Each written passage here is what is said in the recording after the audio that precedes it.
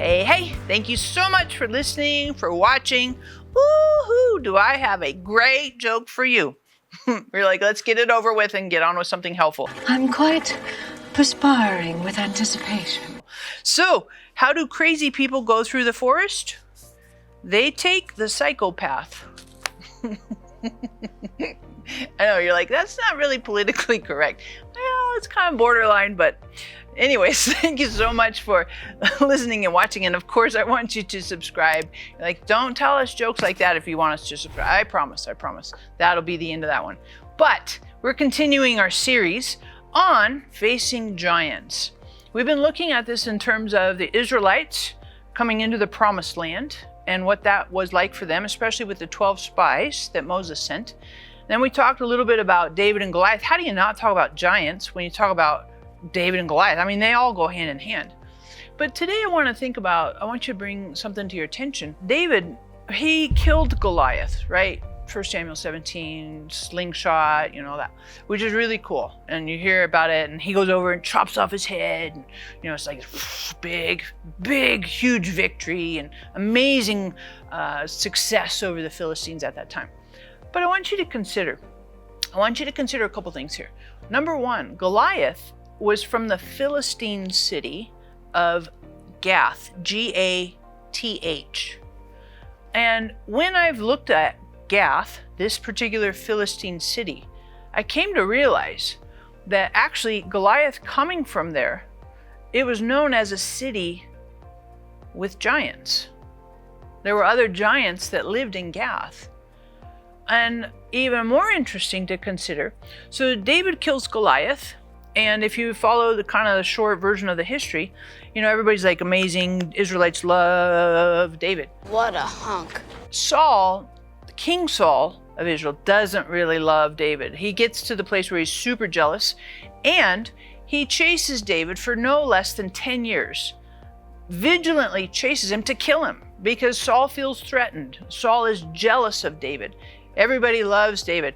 And the mantra is Saul has killed his thousands, David has killed his tens of thousands. I mean, David leads the army, everybody. So Saul feels very threatened and jealous of David. And so when David is running away, David runs to a variety of cities. He goes to the cave of Adullam. He goes to En-Gedi. He goes to all these. But one of the places when David is on his running away season, one of the places that David goes is Gath. He goes, so remember, he killed Goliath. Goliath's hometown was Gath. And when David was running away, so probably 5, maybe 7 years after he killed Goliath, David flees to Goliath's hometown. And he stays there for a little bit.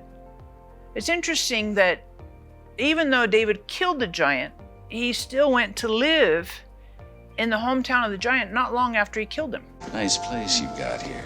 He stayed there for a little bit, not long, because when you read about it, this is in 1 Samuel 21, he pretends to be crazy because everybody in the city is like, this is David, we can't have him around here, they're anxious with him. So David runs away. But check this out. David, who killed Goliath, whose hometown was Gath, went back to Gath when he was running away from Saul.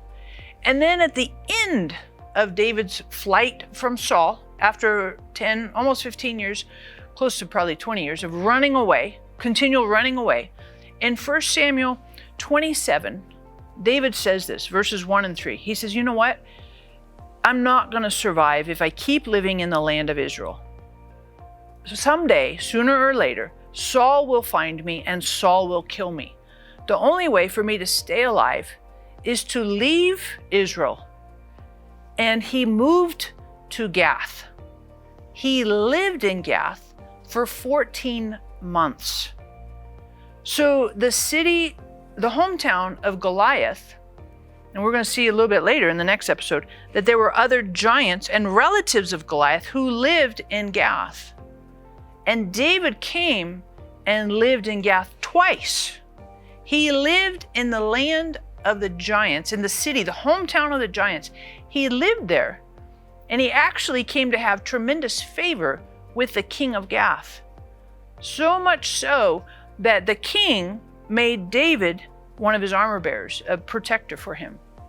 And so I just encourage you, sometimes what seems to be like you shouldn't go to that area, you shouldn't cross over, it seems like that doesn't make any sense, it's illogical, it seems like a betrayal, disloyalty.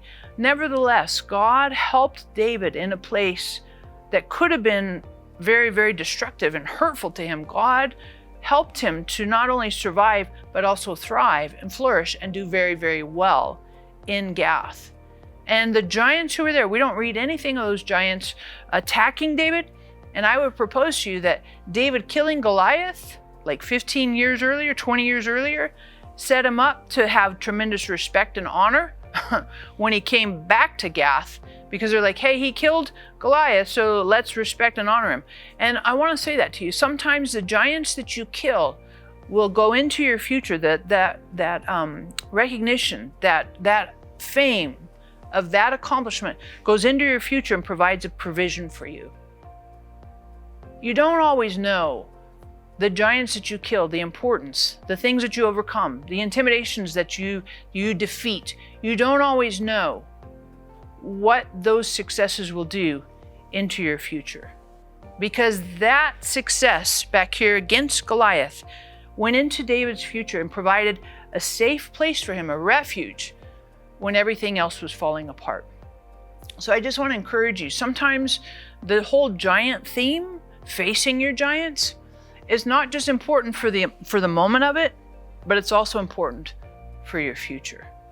So thank you for subscribing. Hit the notification bell right there. We'll keep you posted with new content. And then I want to ask you this question, answer this here. What past victory in your life encourages you today? Think about that. What past victory in your life encourages you today? Write that in the comments here, and that'll be really, really helpful, not only for me, but also for other people who will read it. Thank you so much.